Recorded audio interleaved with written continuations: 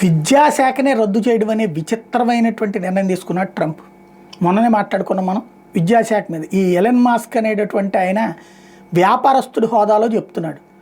ఈయన రాజకీయ నాయకుడు, వ్యాపారస్తుడు మాట్లాడకూడదు. వ్యాపారస్తుడికి సంబంధించిన దాంట్లో తను చెప్పేది 10 ఉంటే ఆ 10లో 2 ప్రయోజనం అవుతాయి, మిగతా 8 వ్యాపార ప్రయోజనాల కోసం ఆశిస్తాడు.